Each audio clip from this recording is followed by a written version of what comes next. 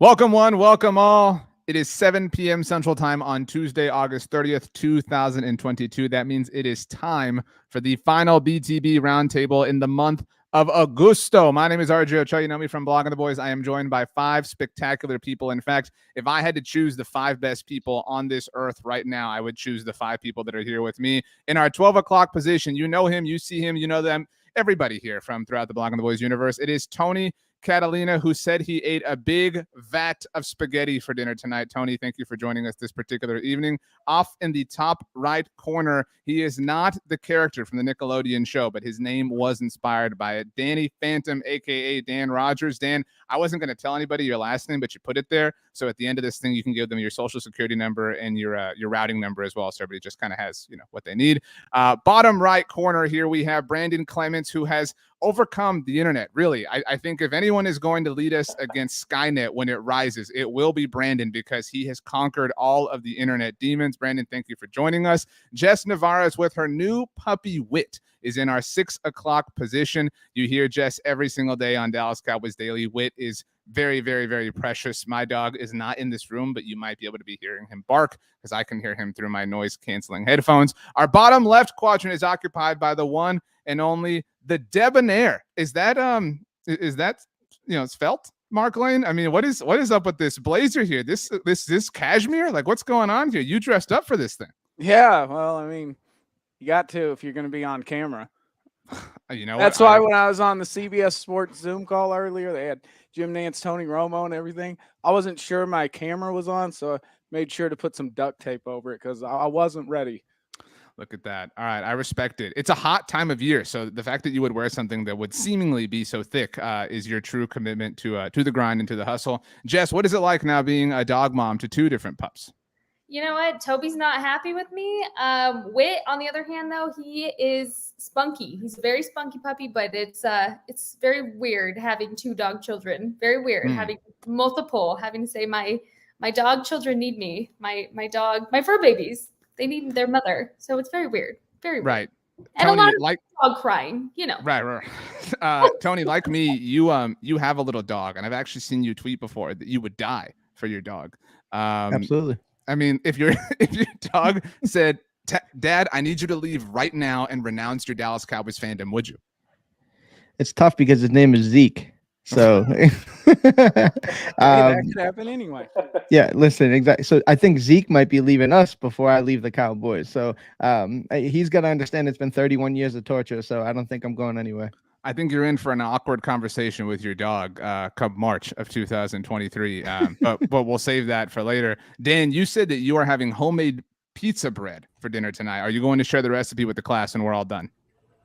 No, I'm not, just because I don't have the time to do that. But if you email me, I'll try to put something together for you. Okay. I appreciate that. Brandon, you have not won a BTB Roundtable. We had a weird episode last week because it was happening in parallel with the Dallas Cowboys practice. Lo and behold, our whole world would implode just one day later. But so there is a BTB Roundtable trophy up for grabs tonight. Tony has one on his mantle. Mark has one on his mantle. Why do you think it will be yours this particular evening, Brandon? Honestly, it's because I'm wearing this great shirt right here, representing Central New York right here. Syracuse Orange, baby. Okay. All right. Carmelo would appreciate that, I'm sure. Let's get number 15.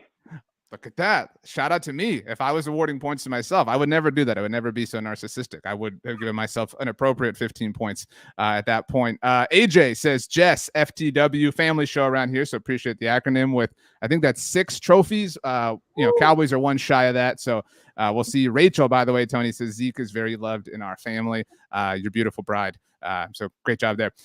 Look at that. Tony's getting his family involved. Then we start with you, Tony, since you're pushing people to the show. The Dallas Cowboys set their initial 53-man roster on Tuesday afternoon. We say the word initial because this is going to change. We said that in our video that went up on the channel describing that. Tony, your immediate takeaway looking at this thing, aside from the obvious, that there's no backup quarterback, the special situation, the things that we know are going to change. What was your big kind of takeaway?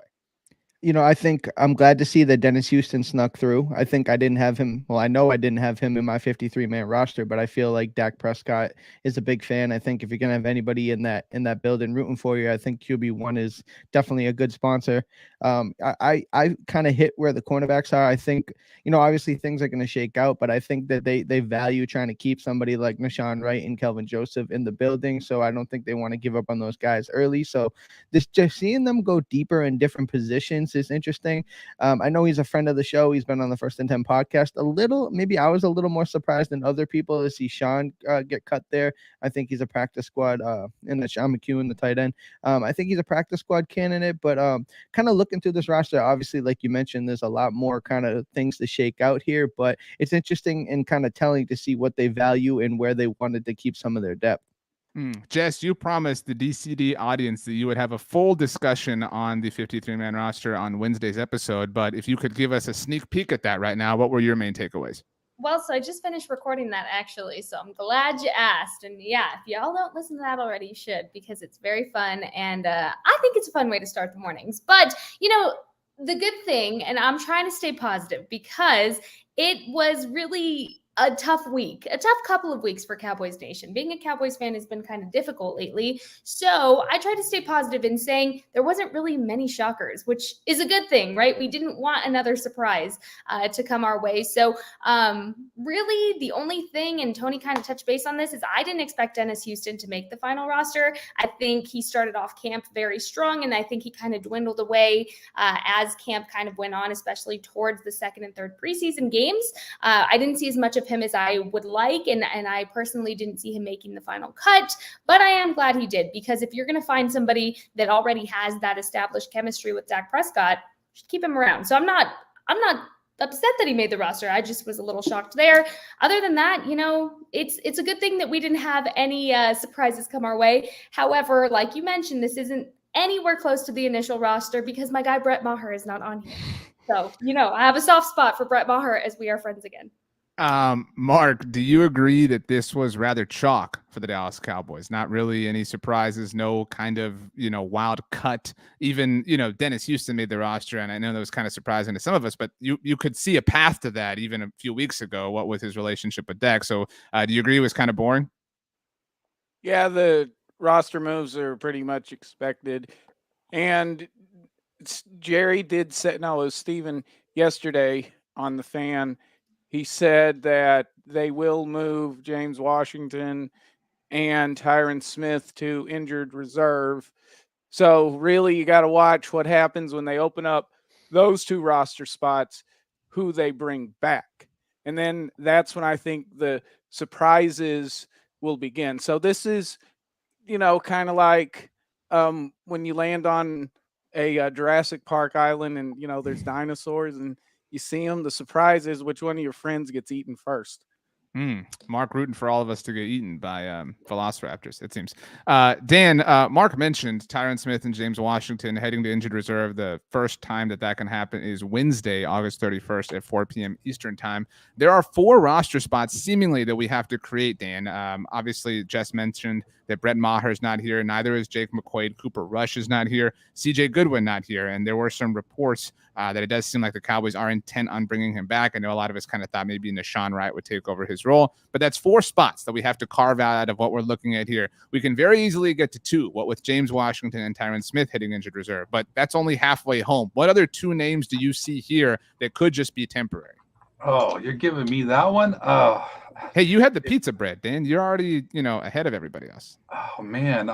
That's really a tough question, RJ, because I look at this and I'm seeing a lot of young guys that they really see a lot of promise in, like with the Hendershots and the Ridgeway, guys that I didn't expect to actually make the team.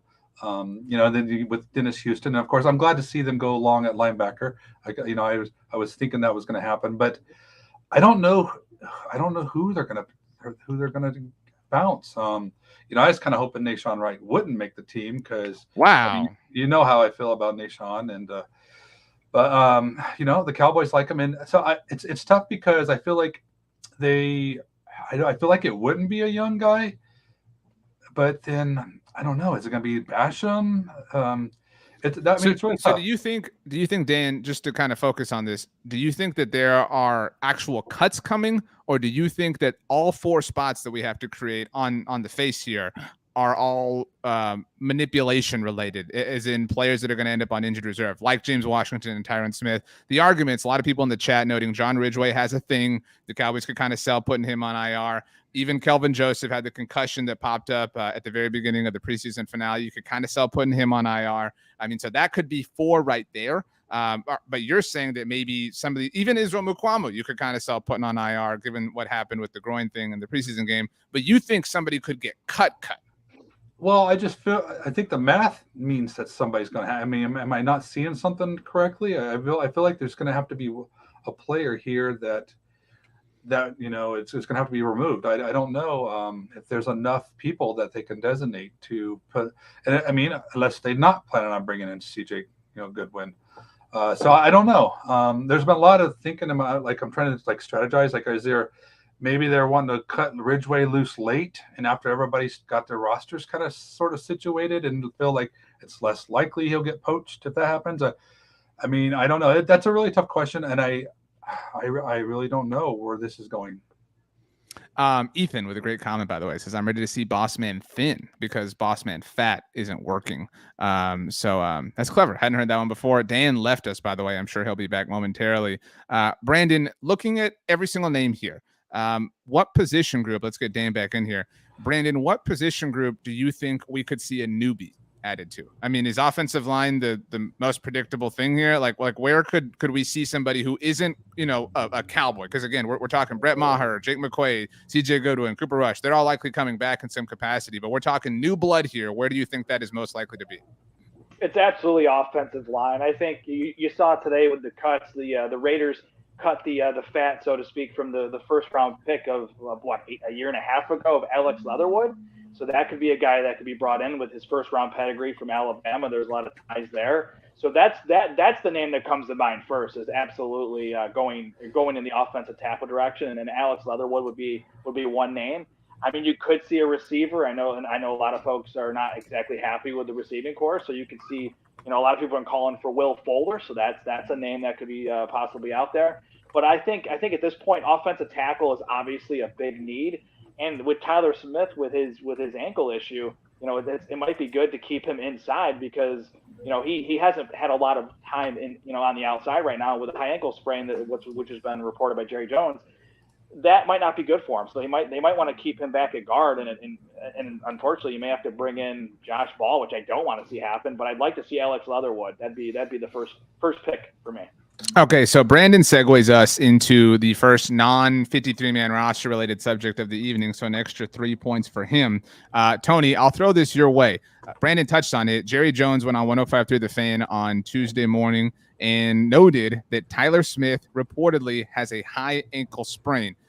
Stephen Jones on The Fan on Monday said that Tyler has been given the green light, full go. He's good for practice. Everybody would know that if they listen to Dallas Cowboys Daily. Once again, just make sure you're caught up on all the headlines. But Tony, is this not like, holy crap, this cannot be the plan at left tackle if this dude's dealing with a high ankle sprain? These are things that tend to linger. He's a rookie. He hasn't played this position since June. Like, we are continuing to just find more reasons why this is a poor idea as opposed to justifying the thinking behind the Cowboys' logic. Yeah, you wonder, did Jerry misspeak? I mean, because a high ankle sprain is a serious deal. I mean, you're talking about something that typically takes people, 4 to 6 weeks. You had Stephen Jones the day before telling him, like you said, he's good to go. So I don't know many people that can heal up from a high ankle sprain in about a week to 10 days. So I hope that Jerry just misspoke and maybe it's, an ankle sprain that, who knows? But what if he didn't? Live in what he said. What if he was true to what he said? It's a concern. I think it's very concerning. I mean, if you're going to send out a guy there to play left tackle in the NFL after not taking any reps for 2 months at the position with a high ankle sprain, that causes for concern. And I had concerns for pre-injury. So yeah, you don't love the idea of having Dak Prescott, protecting his blind side against the Tampa Bay Buccaneers, solid defense, dealing with anything. So yeah, I don't think this is a good thing for the Dallas Cowboys. Jess, I often say that Tony can be one of the bigger homers around here, but you can be one of the more, this is different than Homer, one of the more sunshiny people when it comes to the Cowboys, like always trying to kind of, give them the benefit of the doubt. That being said, right. It's become very difficult You could argue over the last 30 years. So you could argue over the last, 9 months. That was before I was born, but yeah. Right. So. But particularly over the course of the last 7 days, it's become difficult to really trust them. So if we peel this onion back, this is like an ogre. It has layers. I mean, how much would you feel like the season is in extreme jeopardy?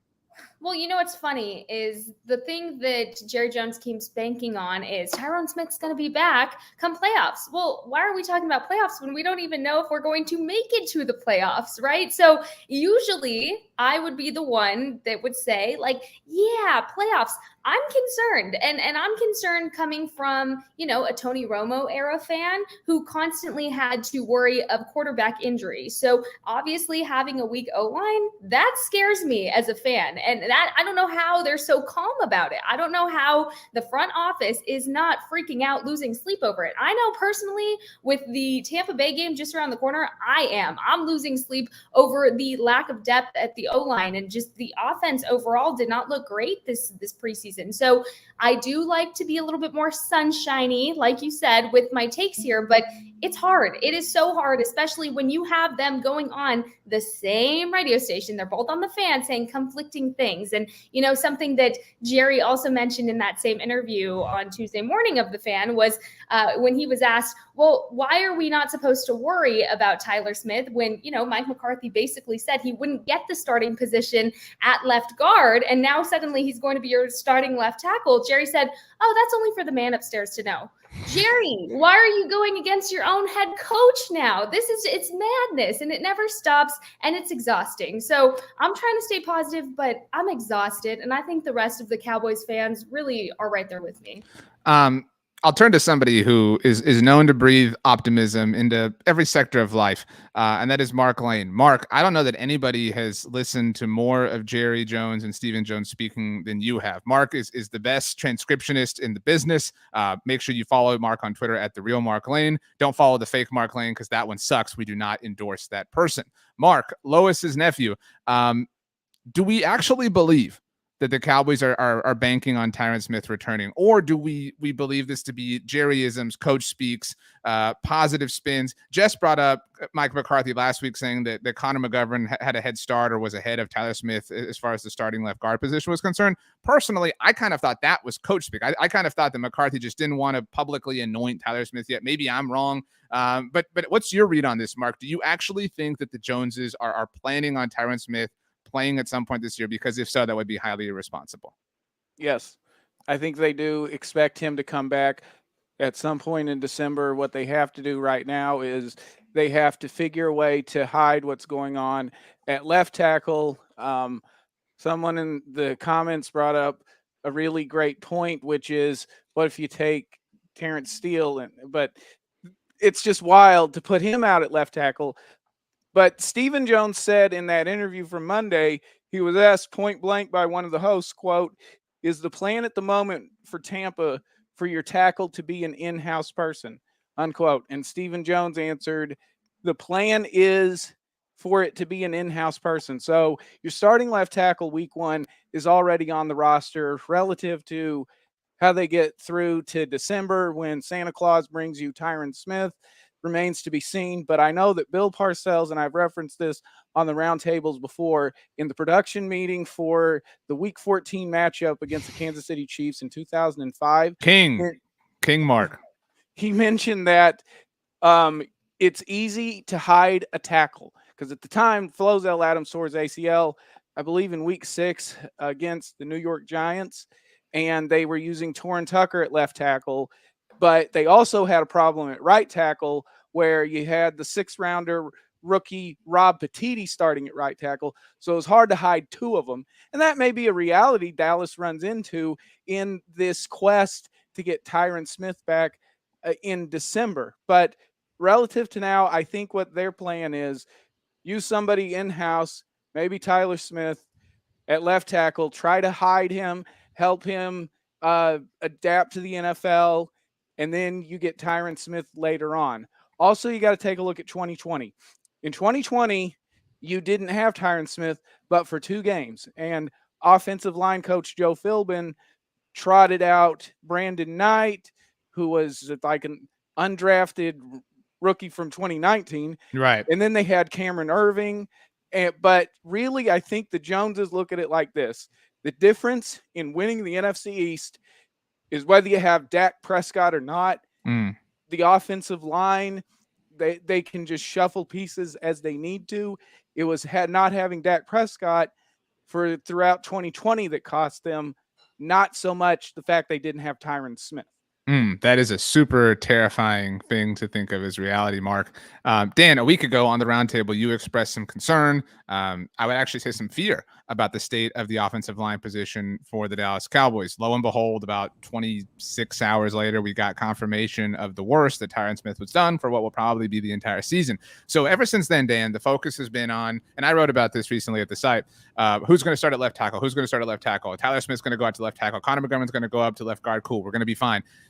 They are still not addressing the swing tackle position. And we know this is a failure because neither of the swing tackle contenders in Josh Ball nor Matt Waletzko are serious contenders for the starting left tackle position. So they have no real sustainable plan at left tackle. They have absolutely no plan at all at swing tackle. And now that they're promoting Connor McGovern seemingly to full-time starter at left guard, they have no plan for interior help.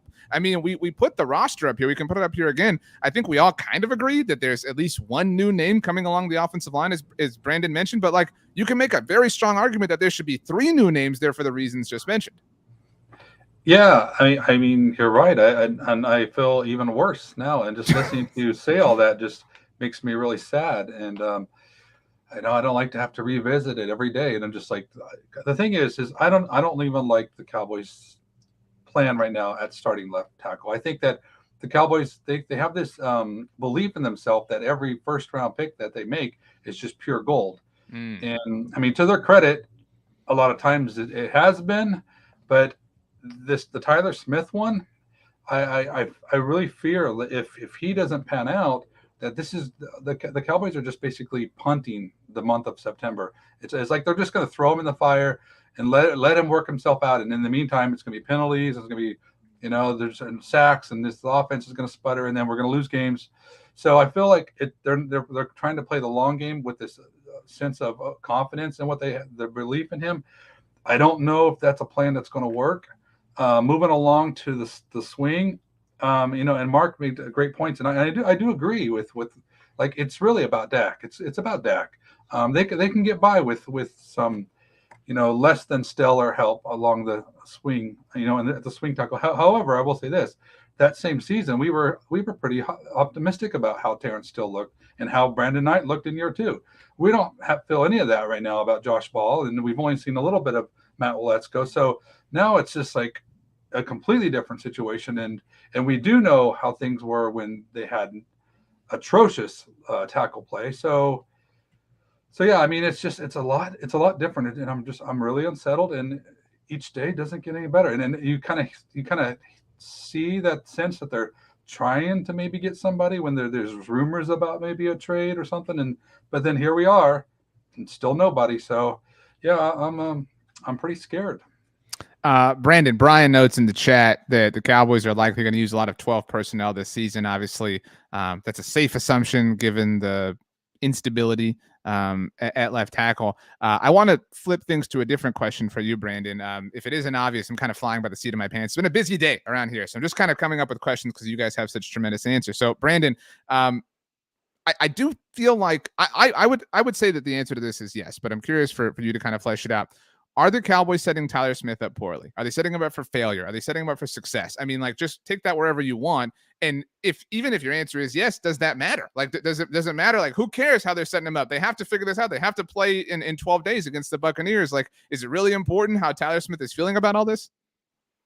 The Cowboys did it to themselves. And yes, they're setting him up poorly because you've had him working inside all offseason, all training camp, getting him ready for the regular season. So that's on the Cowboys. They should have had a plan in place where they should have had him, working at the tackle position much more often than they did. So that's completely on Dallas for that. So it's not Tyler Smith's fault. They moved him inside, expecting him to just take the job right from the get go, which it looked like he was going to take the job. But obviously you can't bake on Tyron Smith. We talked about it weeks ago, and we were waiting for the injury. So it's not anything we were surprised about. It's just I feel like the Cowboys just don't have these plans in place where they like Tyler Smith should have been working on both. I know they're going to play him at left guard in the beginning for sure. You still need to have him work on the outside. So this, on top of the injury, it's not looking good. I mean, you're going to have to throw him in the fire because I would rather have him with a high ankle sprain with barely any time at left tackle right now over a healthy Josh Ball or Matt Waletzko. That's just the way where I'm at these days.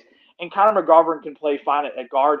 Even Farniok you can slide in over in the interior. So it's unfortunately they're setting him up poorly, and it does matter because this could set Tyler Smith back, not just for this year, but years down the line. So it's been totally mishandled by the Cowboys completely.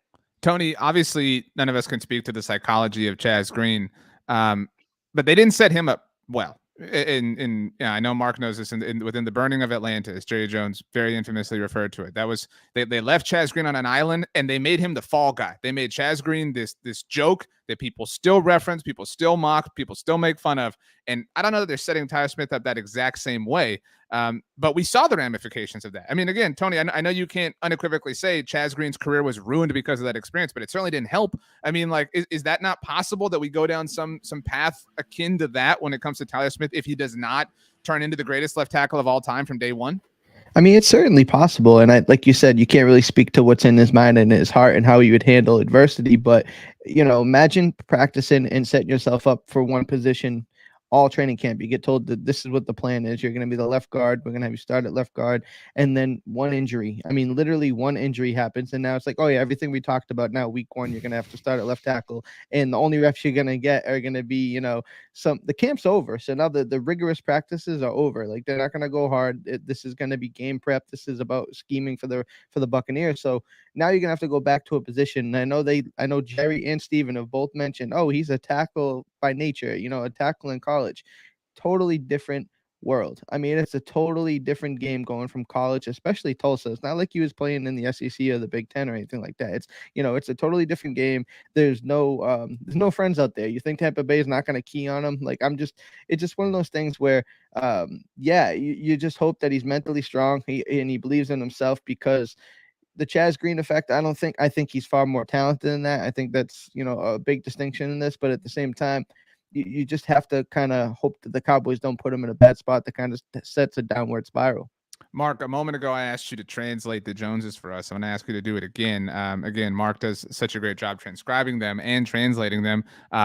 In his interview on Tuesday, again, Jess mentioned that Jerry had a lot to say. He said that Michael Gallup would be playing week one if it was the Super Bowl. That incited a lot of jokes, obviously, Super Bowl, Cowboys, blah, blah, blah.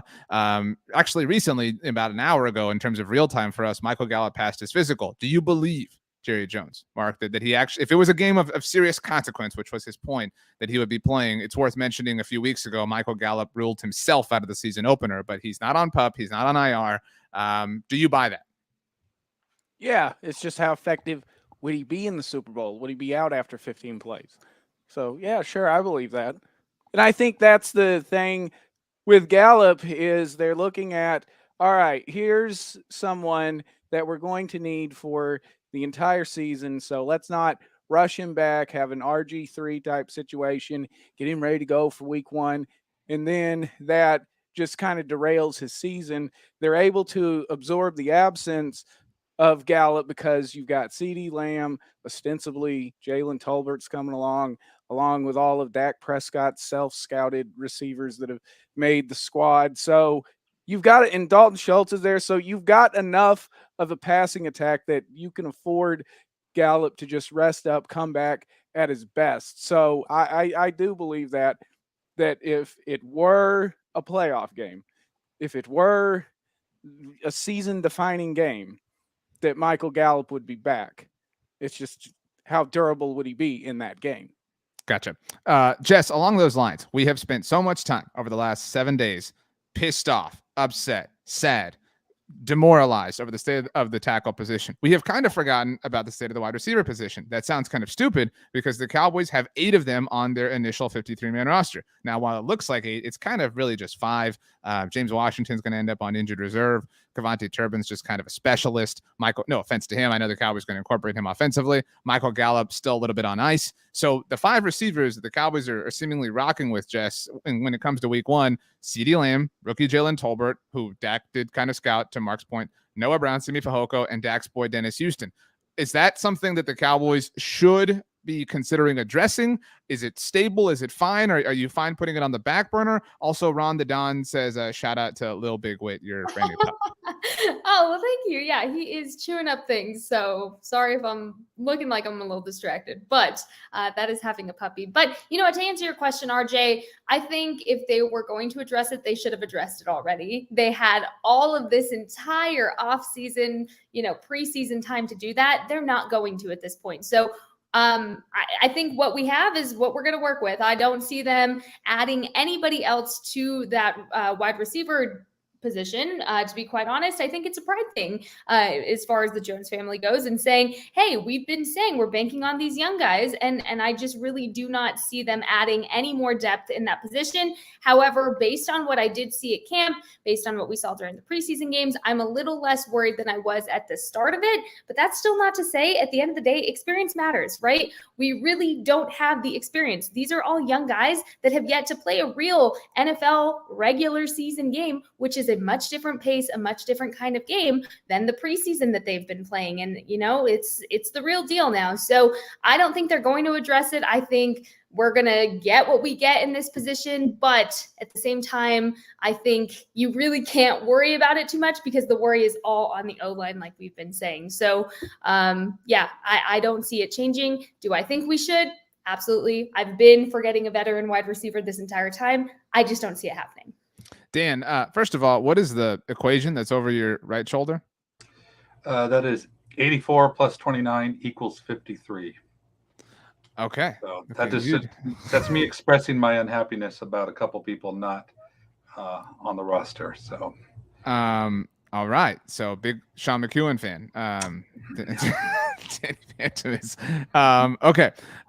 So I have a question about receiver, but Alex Storm says at this point, if the Joneses don't bring in a non-scrub tackle, they're either too stubborn to see reason or too dumb to see that they're throwing the season away. One injury and that's it. Unacceptable. I think we could apply that statement to wide receiver. I think all of you are kind of nodding. You all generally agree. Dan, okay, you disagree. That's not my question. So sorry to completely overlook that. But a few weeks ago, you wrote at Blogging the Boys about the path that every player on the roster has taken to the Cowboys. How many of them are draft picks? How many of them are external free agents? Things like that. So when you look at this, the word stubborn has been thrown out a lot. Could you describe this 53-man roster, maybe not as stubborn, but as you know, looking inward, as prioritizing, as the true personification of we like our guys? There are not a lot of external names on this list, and not a lot of external contributors at the very least, high-level ones. Absolutely, that this roster screams stubborn. This is totally about them and their guys. And you know, you look at all these things and you see salary cap players, you know, they're trying to bringing in with. I mean, I feel like Dalton Schultz isn't going to be playing here next year. You know, there's a lot of this. All these players. I mean, the great majority of them are just new guys, and so absolutely, the Cowboys are most definitely doing it their way. You know, we all have our own feelings about what that means, you know, because we don't always agree with their way. I'm a little mixed outside of the tackle position. I really am pretty pleased with the approach. I mean, I like a lot of these young players. I like what they're doing. So I mean, I'm not too critical of the Cowboys in this, but absolutely it's stubborn. But I will say this. I mean, if their scouting department, their player personnel department, and Will McClay and company, if they're really as good as what we have applauded them for being, then I feel like we almost have to just give them a little bit of slack. I know that we lost in the playoffs, and I know the results don't, they speak for themselves. But as far as talent wise and competitive roster, I feel really good about it. I mean, I can't tell you when I felt this good about how deep our safety group is, and And the wide receiver group, well, we don't have this Amari anymore. I mean, there's so many good players on there that's filled with promise. So I'm not worried about it. I feel really good about the wide receiver spot, and the defensive line depth is just outstanding. So I guess, like I say, outside of tackle, and that, again, that's stubborn. I mean, I don't have a lot of issues with the Cowboys' approach and building from within.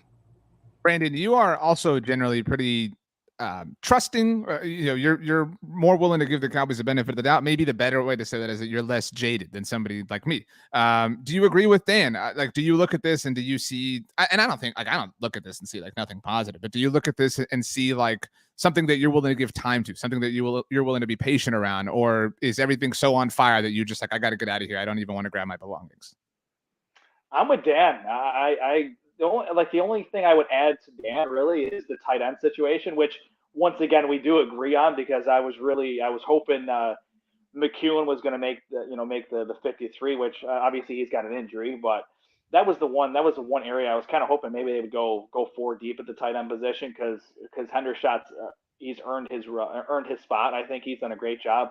He finished well in week 3 here, but yeah, Dan's spot on. I'm with him 100%. I mean, if you want to nitpick a little bit, I mean, maybe you don't need Terrell Basham. I mean, that could be one position or one player you don't need. But other than that, the offensive line is the only issue that I feel like Dallas has dug in on. And I don't see the point of every time there's a receiver that comes available. And I saw like Malik Turner's out there as well, which I like Malik when he was in Dallas. But I don't think we need to, as soon as a receiver comes available, just jump out there on the waiver wire and grab him. I just think, let's see what we have, and I think there's enough talent there where I trust the process. I really do trust Will McClay and company. I think Will McClay does a hell of a job. So again, I'm with Dan, pretty much like 95%. Ron the Don, wrong comment here. But for what it's worth, Army Mom Heather Ceases Dak will get injured behind this line. We need a stopgap left tackle for 1 year. But Ron the Don says, I do agree with Dan as well. Maybe you form some alliance, the two of you, Ron to Dan. I'm so darn, again, that's kind of like the combination of those things, scared to give these guys a chance, but it almost has to be them telling us, trust us. I will ultimately sip the Kool-Aid. That's fair. I mean, like, there's nothing left to kind of do there. Now, Tony, I have said many times that you are the most Homer-y person that is here. The only person that kind of trumps you in that sense is your first and 10 co-host, Dave Sturcio. Cowboys have never made an error in Sturch's eyes. So that being said, though, I mean this in a very positive way. You are the most trigger happy of any of us. Like, you will flip from in love with them,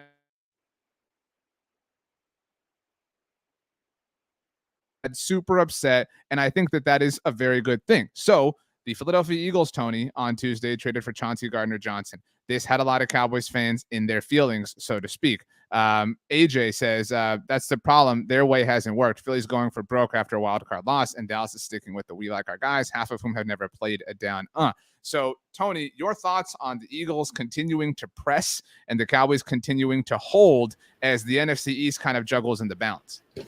It's frustrating. I'm not too worried about Chauncey Gardner-Johnson. I think, he's a fine football player. I don't think he scares me by being brought into that fold, but it's the sentiment of the Eagles continuously trying to make moves and trying to bring pieces around Jalen Hurts, because even though they're trying to figure out if he's their guy, they're giving him every opportunity to prove that for them, and they have draft picks to be able to do that and make that flip if he isn't. So it's one of those things where I'm not asking. I don't know if you guys are asking. I highly doubt it, because you guys are all educated. You guys understand how it works. We're not asking for the Cowboys to spend millions and millions of dollars on players. We just want them to bring in people that you think that could compete, be competitive, show a true effort to think that this is going to work. And when you see something that isn't working, be quick to make a change on it instead of sitting on your hands and telling us that they've had it all figured out. So I think this is just more of the same what this offseason has been about. When you bring in a guy like AJ Brown, and you pair him with some, taking a chance on the Kobe Dean, when I think he was sitting there for the Cowboys a couple times that you feel like could have helped this team. It's just frustrating. It's frustrating because the gap it's been shrunk, right? And I think some of that, and you alluded to it yourself, RJ, some of that is the Cowboys doing, and some of that is the division's doing. But I bet you if the Cowboys were trying to kind of be out there and do their thing, it wouldn't have shrunk as much and as fast as it did this offseason. Jess, a lot of people approach fandom from the perspective of, the team's not loving me back. So I feel totally fair and totally justified in leaving. Do you feel like your love towards the Cowboys, and you're kind of speaking on behalf of every fan in the world, so no pressure here, is sort of one-sided right now? Like, do you feel like you're more not invested or interested, but like you are more emotionally passionate than they seem to be right now about them having success this particular season? RJ, I will always forever stand on the leg that the Cowboys are forever my most toxic relationship. And that is where it's going to stay for the rest of my life. I've learned to accept that. I don't feel like at the end of the day, football is a business. And I think as fans, we get so passionate, we get so into it. We forget that we forget it's still a business at the end of the day. And when it comes to business, it doesn't really matter what we think. And it should. We're the ones giving them the business, but it doesn't. At the end of the day, they're the most valuable sports franchise. They don't care what so-and-so is tweeting. They just don't care. And it's hard. And I think especially this last season after the playoff loss, I stayed knocked down for much longer than I usually do after a loss. I mean, it was hard to get back up and get back in my normal toxic cycle of believing again and getting my hopes up and then being disappointed. It was hard. And I think at this point, we're all just on a new level of frustration for the start of the season. So to me, the Cowboys really need to make it this year. We need to get past the first round playoff. We need to do better. At the end of the day, we have people like Dak. We have people like Zeke that I don't want to see waste their careers. D-Law even, Micah, who's still young, but I don't want to see any of these guys wasting their careers, not at least going to an NFC championship. That at the minimal. I am tired of, saying my entire life, I've never really seen the Cowboys play that far into the playoffs because it's true. The last time they won a Super Bowl, I was born that year. That's not fair. I want to be part of the glory. I want to see the glory days again. And it's hard to be a younger fan. As somebody commented earlier, it's hard to be a younger fan because this is all I know, right? So we have to hear about the glory days. I want to live them. And it's very toxic. But at the end of the day, I'm still going to sip the Kool-Aid. They have me hooked. It's a toxic relationship. That's what you get out of it.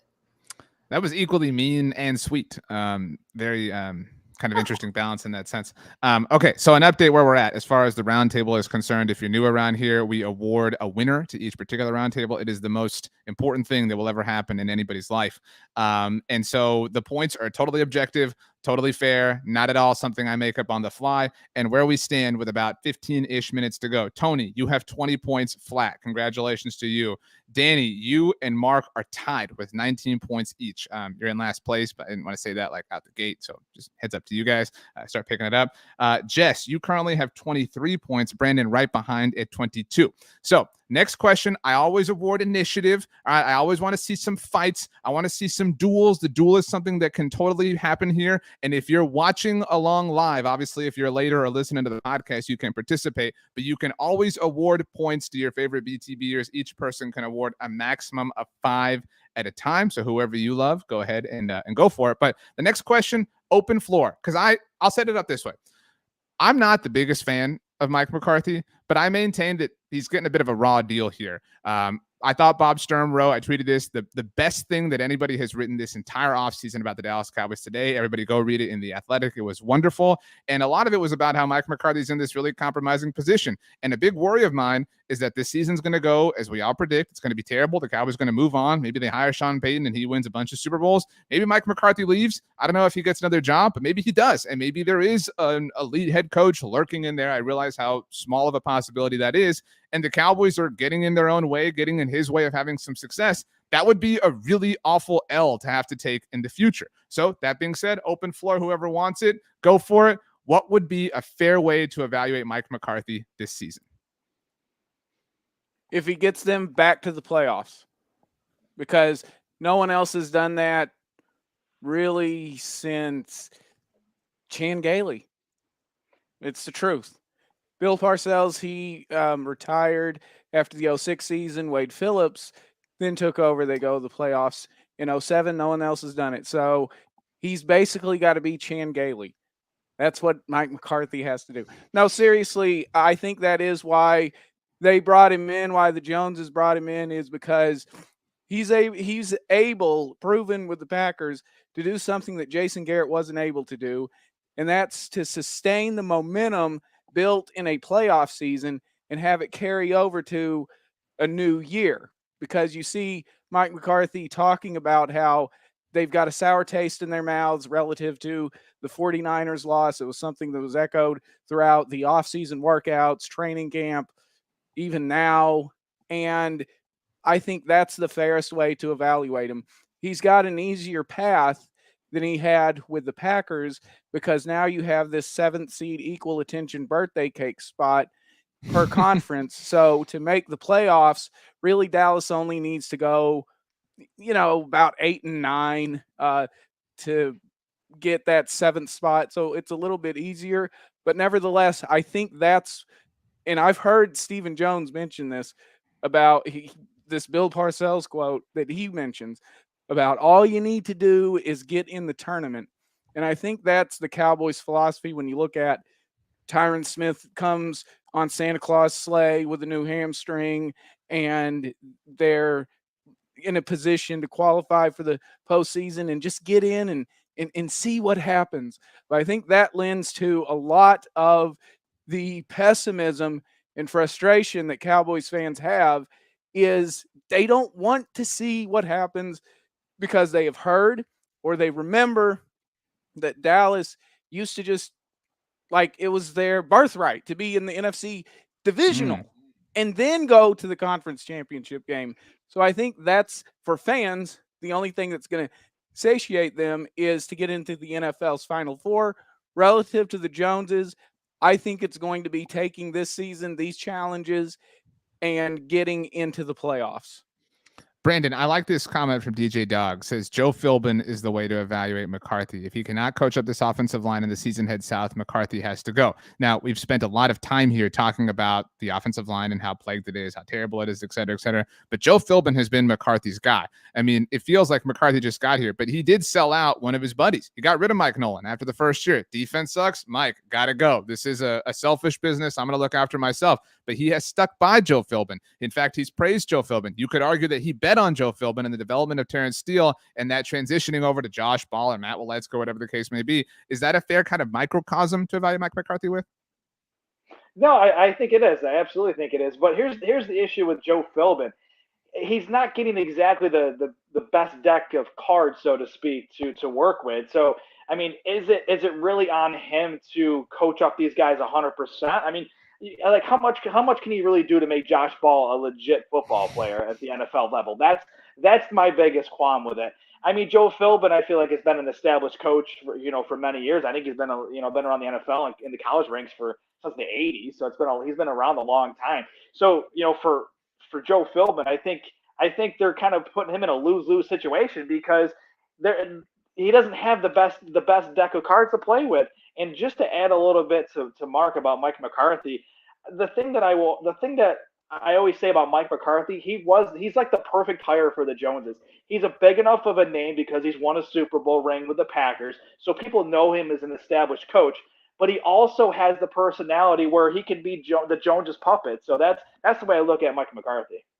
I think that you're right that he's the perfect coach also, and that he has like the right history. Like, this is the guy that Dez caught it against. This is the guy that pulled off the 3rd and 20. Like, this is our, now we can make all these. It was the most predictable thing in the world that he would say Dez caught it at his opening press conference, things like that. Okay. I had set that up. This is our true last question, and we're going to go around the horn here. This is not an infringement on that copyright. This is just, a phrase that I just happened to say. We're going to go around the horn. Everybody's going to give their take here. Nobody can copy one another. Dan, you get to go first in this particular exercise. What should be the top takeaway from the initial 53-man roster? Go. Can be good or bad. Good or bad. And we're certainly welcome to comments. The commenters can help out our wonderful panel if you want to set people up for things to kind of piggyback off. Dan, I realize it's difficult because you're first, but you're the only one who had an equation behind them, so I thought you were the most prepared. Yeah, the biggest takeaway.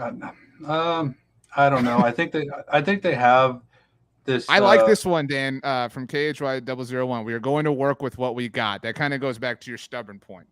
Yeah, we know that's the case. I think that it just reiterates that they just have too much confidence in their offensive line without McKeon, on the team. I don't know. They've lost a blocker to help out whoever is going to be playing left tackle. So to me, I feel like they're just overvaluing their offensive line. That's kind of I guess my biggest takeaway. I like this comment from the Lunatic. Says top takeaway: we winning our way, with the R in our being a number 4. You could argue that Frank Sinatra put this roster together in that sense. Jess, your top takeaway from this 53-man roster?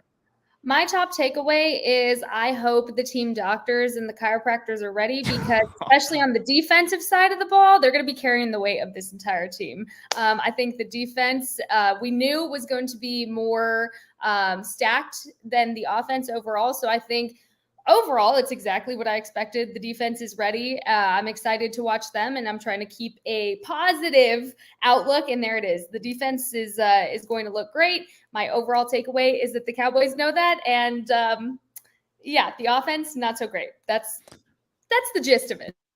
Tony, your top takeaway from this initial 53-man roster?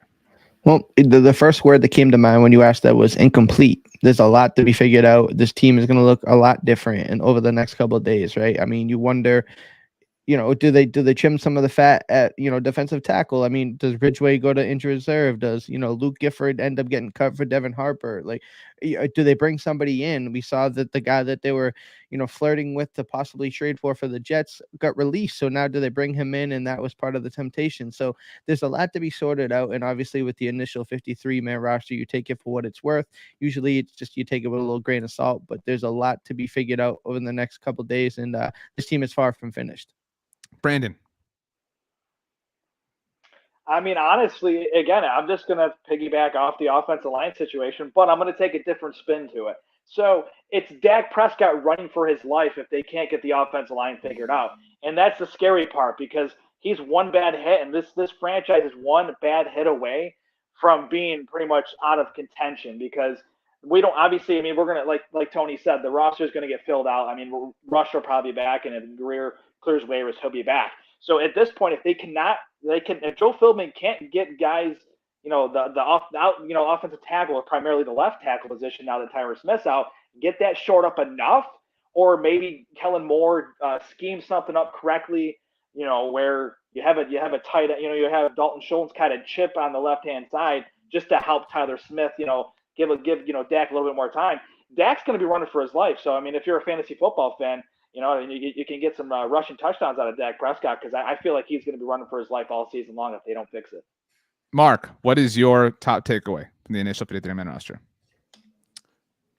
They're hiding players on there. So Dennis Houston, John Ridgeway, I think that those are two players that they kept on there because they didn't want to expose them to the waiver wire. And you could see some machinations once they get past the waiver period and they can construct their practice squad. I think it'll look a lot different, but they clearly did some trickery, like, hey, we're rolling without a kicker and long snapper, expressly for the purpose of protecting young players. So I think that's kind of shrewd on their part, but yeah, that's it. Okay. We have a first in BTB Roundtable history. These rules are ancient and go back hundreds of years. I haven't made them all up in the last 30 seconds. So we actually have a tie for first place, but we are going to settle this tie. So in last place, Danny Phantom, sorry, your internet crapped out too. I mean, Brandon is king of overcoming the internet, but you came in with 28 points. So a respectable effort, Dan, but not enough this particular night. Tony, second to last place. So first place loser, 29 points for you. Hey, you know what?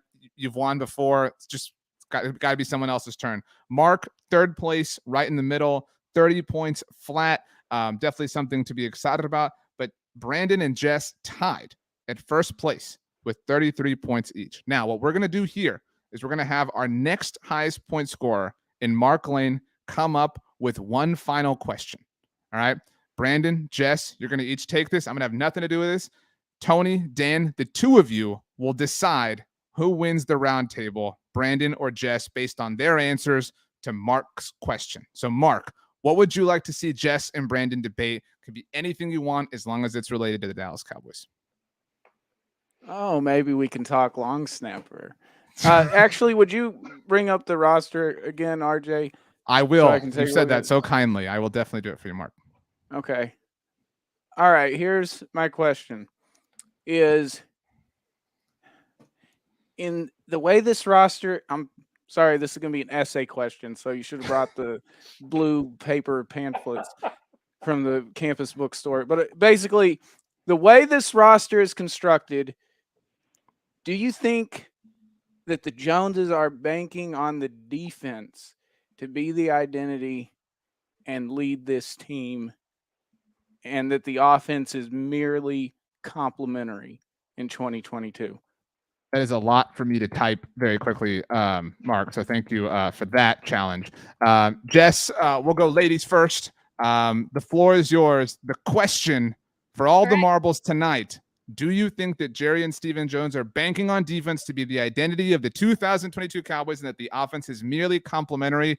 Jess, then Brandon, Dan, Tony, take extreme notes the way Mark Lane does for every single thing. You will decide the fates of their lives, really, is what this is all about. You have to come to a unanimous decision or we sacrifice you both. Jess, go ahead. I really didn't know we were on an episode of Survivor. I really thought this was a Blogging the Boys Roundtable, first of all. Second of all, so I'm really glad you asked this, Mark, because on The Fan this morning, Jerry Jones said that he wanted the identity of the Cowboys. He gave us our answer. So he did say the run game. He essentially said he wanted the run game to be the identity. So as much as us, the fans, see the reality of the defense is going to be the absolute staple of this team, that is not what the Joneses want. So to answer your question of what the Joneses want compared to what the reality is, the reality of what the Joneses want the identity to be is Ezekiel Elliott and the run game. Now, realistically, yes, the defense should be the staple of this team because at the end of the day, they just have more depth, they're more stacked, they're more prepared, and we've seen that all this preseason and during the practices. Brandon. Here's the thing. Yes, Jerry and Stephen Jones mentioned, running Zeke into the ground. That's we've heard that numerous times. I mean, I hear enough of it on fantasy football shows, so everyone's thinking Zeke's going to get run into the ground. The Joneses, especially Jerry's, again, he's a used car salesman. He's just going to say, he doesn't even know what he's trying to tell you. He's just going to tell you on something. He's a hell of a salesman, so he's just going to tell you these things. Now, what really is going to happen is Micah Parsons and Trayvon Diggs are gonna be the guys that run the show on the defense. I think you're going to see Micah Parsons. He's going to repeat double-digit sacks. I think he's going to get higher than what he did this year. I think he's going to be closer to 16, 17 sacks this year. And I am going to say Diggs is also going to be a double-digit interceptor again this year. So the defense wins championships, and I think that's exactly what the Joneses are banking on, regardless of whether they're talking about Zeke running him into the ground. There's another guy involved named Tony Pollard.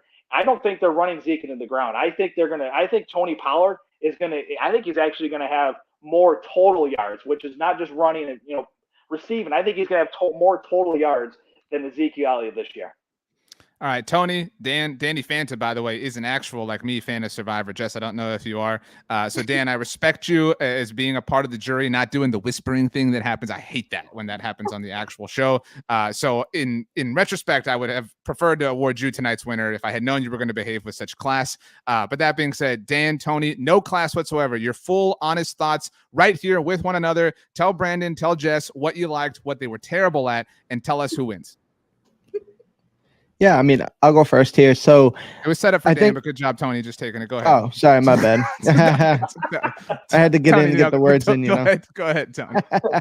Anyway, so I agree with what Brandon's sentiment is. I think that's kind of what the answer is, but it's hard for me to argue with Jess because those are literally Jerry Jones's words. Jerry Jones's words are the identity of this team is going to be the run game. So when you ask the question what the identity is going to be and the owner tells you that, I think that you take that for what it's worth. Now, again, it could be a Jerryism, and I think we can all use our eyes and say the defense is what's going to be able to carry this team. But in the literal sense of this question, I think Jess hit it on the head. Dan. Yeah, I mean, there was good points made on both sides. I do think that if you look at the talent spread out on the roster, I think that they're definitely, obviously they're investing into their defense, and I feel like there's a little bit more of we don't know what we're doing on the offensive side. I honestly think that they're making, well, regardless of what they're telling us, I think they're just putting all their eggs in the Dak Prescott basket, and so I don't know. I am not going either way. I'm just gonna be like RJ, and I'm gonna say a tie. Wow. Boo. Dan, we have to come to an Hey, like a this- conclusive. I Hey, thought this is your fault. I thought you watched Survivor. This is why I went first. This was awkward. I'm not Okay, prepared so for this. okay, Like, okay. I'll tell you what. I'm gonna go with Brandon. oh my god. He's slick. Dan's slick. Oh, RJ, man. RJ, you got to RJ This tiebreak is- it then, I guess. Now this is Oh, now this is man. Big Brother. This is like the head of household has to cast the deciding vote. What is going Um, on, you guys? Wow. So I will say this. As my dog pounds on the door to my office, Brandon, a noble effort, but Jess is the only one who brought a brand new puppy to the show. So who's that girl? It's Jess. Tonight's roundtable winner, Jess Nevarez. Congratulations to you and your puppy, Brandon. And great. Thank you understanding. You know what I mean? Like we'll give you an extra 10-point advantage for the next roundtable just off of class alone. Dan, we'll talk about maybe you get 5 points because that was actually kind of clever what you did, turning this back on me. I liked that a lot. Jess, your thoughts on winning? Who do you want to thank? Who do you want to rub it in the face of? It's up to you. Yeah, I'm really glad you asked. I'd like to thank Taylor Swift for announcing a new album release this week because it really inspired me since the Cowboys have been breaking my heart. Why not have some more music that breaks my heart even more? So thank you, Taylor Swift. I'd like to thank my parents and my dogs. I mean, that's my life. The Cowboys, Taylor Swift, my parents, my family, and the dogs. That's really it. Brandon, So- do you have anything to say to add to this? Hey, congrats, Jess. Your puppy is very cute. So I'm okay losing to you and the pup tonight. Mark, that was a great setup. You sent us down quite the path. I mean, that was a really great adventure that you chose for us. So congratulations to you as well, Mark Lane. Yeah, I appreciate it. Okay, Tony, you have failed at this in the past. So we're going to give you an opportunity for redemption. Tony, I would like you to we had Paul Stewart sing us a little song the last time we closed out a roundtable. He did a wonderful job. Just an incredible set of pipes. I think Paul's in Greece right now. He truly is a citizen of the world. So instead of singing us a song, I've asked you to read us a poem before. Tony, I would like you to rap us a line. Just I cannot. I can't do it. I cannot do it. I can. You can do it. Tony, come on. Do it. Ethan has said I make think it Danny good. wants to do it. Ron the Don has said LFG. The people are waiting on you, Tony. Please, Listen, Danny, get the Ron creativity. the Don said big TC. The stage is here. I got a song for you right here. There we go. No My rapping man. though. No. Let's go out with we are never ever getting back to the Super Bowl. How you like that one? Don't ask me to do that again. I love I it. changed. personally. Dan wins the round table.